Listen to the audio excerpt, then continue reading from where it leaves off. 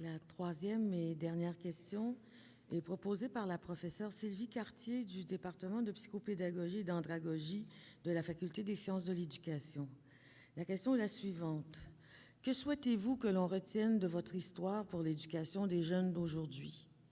Des questions à se poser, des valeurs à retenir?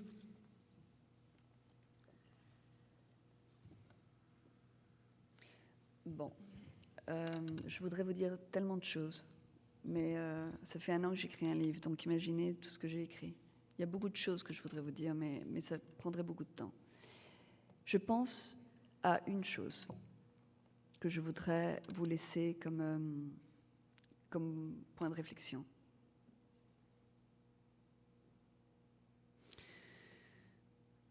Nous avons tous, dans notre vie, l'impression que nous sommes faits comme nous sommes nés, avec notre aspect physique, avec notre caractère, avec notre éducation, avec ce que nous sommes. Et nous nous disons, les autres, il faut qu'ils fassent avec. Si on nous aime, il faut qu'on nous prenne comme on est. Si j'avais quelque chose à vous dire, ce serait de mettre toujours en question ce que vous êtes. Non pas pour perdre la sécurité de ce que nous sommes, c'est bien d'être bien dans sa peau, mais pour se dire qu'on peut changer toujours en mieux. Ça serait une première chose que je voudrais laisser sur la table.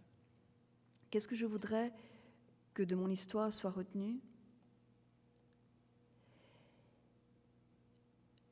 Peut-être que le moment que je voudrais que vous reteniez de mon histoire est ce moment où j'étais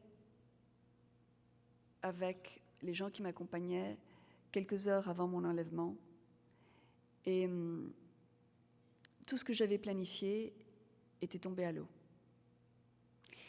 Je devais aller à San Vicente el Caguán, c'était un petit village qui avait une particularité, ça avait été le centre du processus de paix entre le gouvernement colombien et les FARC.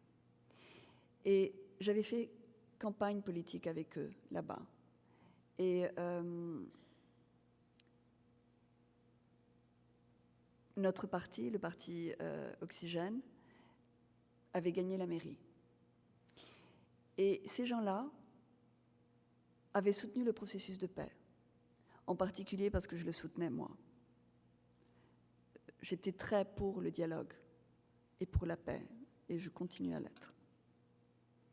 Mais lorsque le processus de paix s'est arrêté, mes amis qui étaient donc à San Vicente avaient très très peur d'être sujets de vengeance par les paramilitaires et par d'autres. Et ils m'ont appelé pour me demander de venir les voir parce qu'ils croyaient qu'avec ma présence, je pourrais faire un bouclier. Parce que j'ai toujours été peut-être polémique en Colombie et que les médias s'intéressaient à moi. Et qu'ils savaient que si je venais à San Vicente, il y aurait des médias autour et que ça permettrait de montrer ce qui se passait, de montrer le risque qu'ils couraient, que ça pourrait les protéger. C'était un voyage que j'avais organisé depuis des semaines et j'avais obtenu l'accord du gouvernement pour avoir des escortes avec moi. Le jour de mon arrivée à San Vicente, le président de la République a voulu lui aussi aller à San Vicente. C'était un moment très spécial parce que le gouvernement voulait prouver que San Vicente était redevenu sous le contrôle des militaires colombiens. C'est-à-dire que dans ce processus de paix, le gouvernement voulait expliquer et montrer au monde qu'il n'avait pas perdu la partie face aux FARC et que son geste de laisser ce village pour le processus de paix n'allait pas se solder par la perte du village aux mains des FARC. Donc, il y avait là une guerre qui allait avoir le contrôle de San Vicente. Et le président avait dit à la télévision, il avait fait des déclarations disant nous avons repris contrôle de la zone est complètement militarisée, il n'y a plus rien à craindre. Et lorsque je suis arrivée à Florencia, qui était l'aéroport sur lequel on pourrait atterrir pour ensuite prendre la route vers San Vicente, c'était effectivement totalement militarisé. Il y avait sur le tarmac de l'aéroport, je pense, une vingtaine d'hélicoptères qui faisaient l'aller-retour entre San Vicente et Florencia toutes les demi-heures.